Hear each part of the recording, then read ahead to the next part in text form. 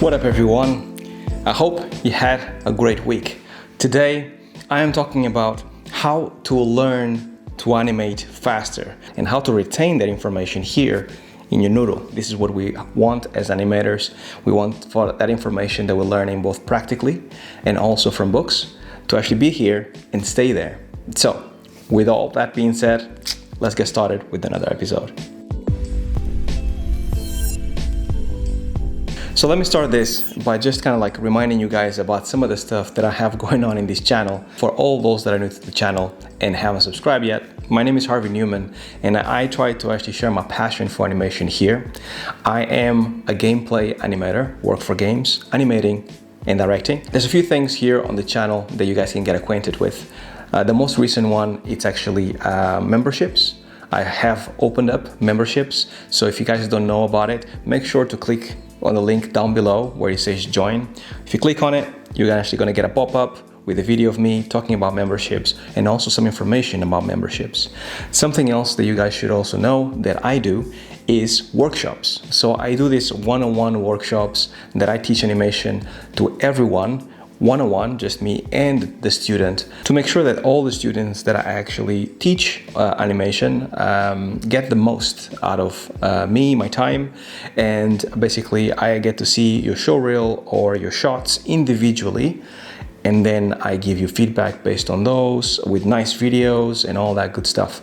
If you want to know more about it, I'll drop a link down below so you can actually check it on my website, because there's a lot of information there and I try to make it as affordable as possible for everyone out there that perhaps finds it challenging to start animating, or perhaps that hasn't had feedback from a professional. On top of that, on my website I have things like gear, so these hats I sell on my website, so quite a few things for you guys to check out, and I hope you guys like it. So having said all that, let's get started with this episode. I'm pretty sure you guys are here for that, so let's get to it.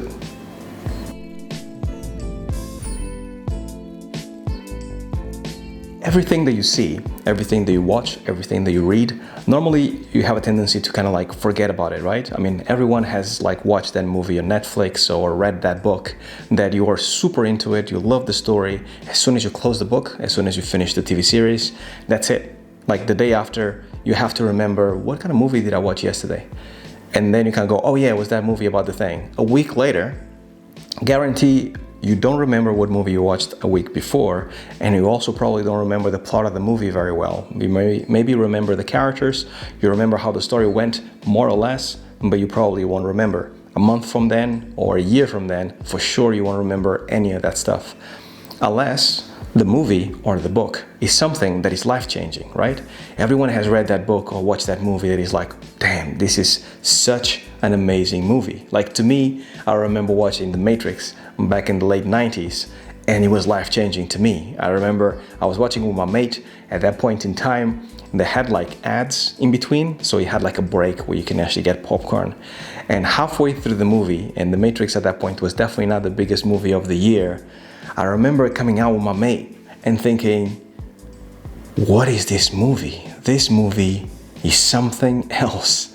I feel like my life has just like flipped upside down. Welcome. The ideas in the movie and how it was like made, just made my mind just explode with creativity. It was such an amazing adrenaline for the senses. Until this day, I remember that moment perfectly, and I remember the plot of the movie, I remember the characters, I remember that day. I remember going in thinking it's going to be just alright movie, and then coming out thinking this is the best movie ever. And those kind of events are built within you, right?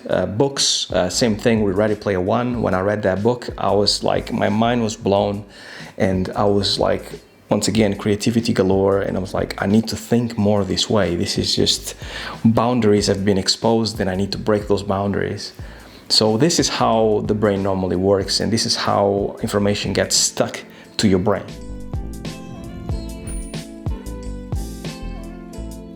Now, before I go into actually retaining that information inside of your brain when it comes to animation, I should also say that the brain, it's an organ, like any other organ, like it just it decays over time, right?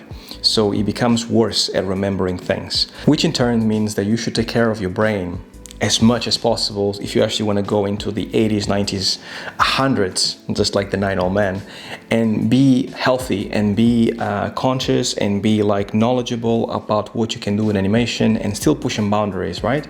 I mean, some of the 9 old men that actually did it for a very, very long period of time, they actually went into the 80s and 90s still wanting to animate, still trying to push boundaries, still trying to actually work hard because they felt like there was still something else to be learned, still something else to be discovered in animation. So make sure that you eat well, make sure that you drink well, make sure that you take care of your body, because in return, the brain will be conditioned, the brain will be supple and ready for that information for you to be the best animator possible for the longest period of time.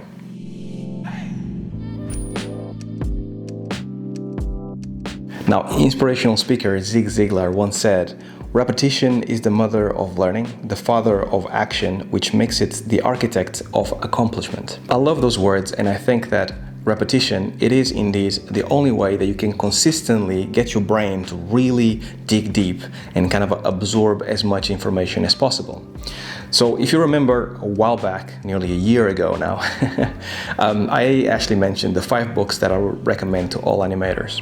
I need to make an updated video for that because there is more books now, but those books are the books that I've been reading throughout the last 15 years or so of animation, and those books I keep going back to because every time I read them again, I find another piece of information that it didn't really kind of register in my brain before, and every single word that the animator, like Richard Williams, for example, has written in the book. Obviously, it had a meaning, and it's very important for you to take as much information in, because these are people that have spent their lifetimes animating, and then they actually dumped all that information into a book for you to read because they thought these words right here in this book are the most important words after 40, 50 years of animating. Every single time that I find myself like maybe either doubting myself or forgetting a principle, or maybe kind of like the love for animation kind of faltering a little bit, because it happens to all of us,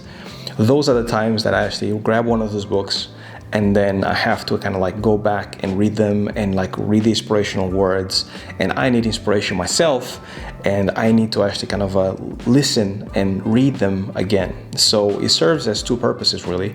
One, it will get stuck in your brain much better because the things that you remember, it will actually be refreshed, and the things that you didn't, they will actually be remembered after reading it 2 or 3 times consistently. Another thing that I like to do as well when it comes to repetition, when it comes to getting the information inside your brain, is listening to either audiobooks or podcasts that are inspirational to me. There's a few inspirational podcasts that I will actually leave a link down below by animators, and there's also a few books that are also linked down below for you guys to actually read, because it's all good stuff. So some of it is going to be animation related, and some of it is going to be like just inspirational quotes or books from different people.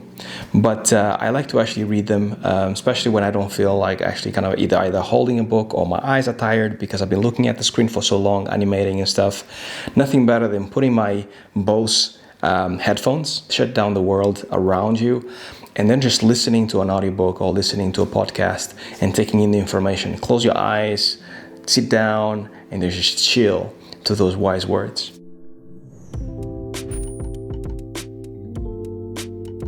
Now, one last tip for you guys to actually keep the information in and actually make sure that shortcut loop is perfect in terms of learning animation as fast as possible. After you finish a book, after you finish either an audiobook or a physical book, or you watch the video of someone doing a lecture, whatever it is, take some time after you finish reading it or watching it and do a summary of what you have learned from that person or that book, and try to actually kind of extract as much information as possible immediately down to your piece of paper, because what that will do is actually will make your brain work really, really hard to try to absorb the information and try to replicate the information that you just saw into paper.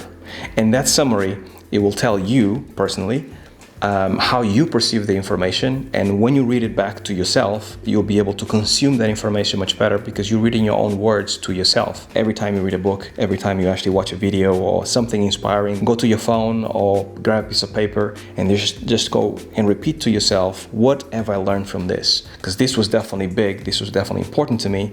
What have I learned from this? You can do that with my videos if you like. Watch the video, 15 minutes, 10 minutes or whatever, the length of the video. Put the video aside and then grab a piece of paper and then it's like, what have I learned from Harvey today?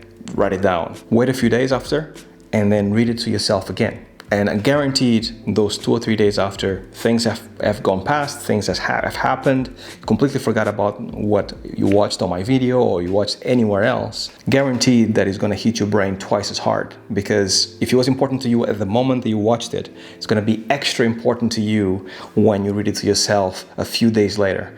You're going to really feel like, wow, this is why I actually wrote these words, this is why this was so big. The brain normally has a tendency, as I mentioned in the beginning, to forget, and sometimes it forgets things that are actually important to you.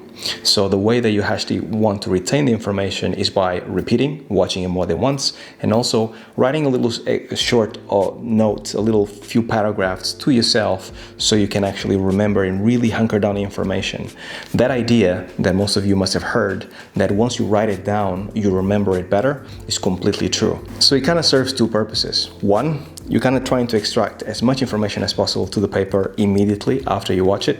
And second, as soon as you actually kind of write it down, you remember things better. And then a few days later, you can actually remember the things that you watched with your own words, and therefore you're gonna learn it better. That's how you keep everything up here the best way possible. It takes a little bit of time, a little bit of effort, but definitely worth it on the long run.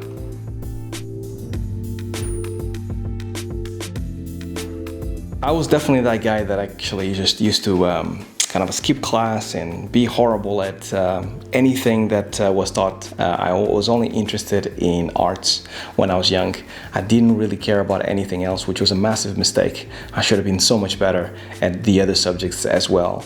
But even in arts, you have to actually hit the books and learn and know how to actually do things. Talent can only take you so far. At some point, you need to actually start learning from masters, from people that know much more than you, in order for you to kind of like check your blind spots and know exactly what kind of things are you doing wrong that you can do better. So after I got to a certain point, this became super important to me, for me to actually kind of get as much information as possible inside and stay inside, so I could actually shortcut my way into being a better animator. These methods that I just told you guys are basically the stuff that I do every time I read a book. I highlight things. When I finish the book or finish a chapter, then I write it down so I can remember it, and then I try to read it back to myself as much as I can. And all those things are super important to me, and it has helped me a lot to kind of like keep the information in. So I hope it helps you too. And that's all I had for you guys in this episode. Until the next episode, stay well, stay safe. Peace.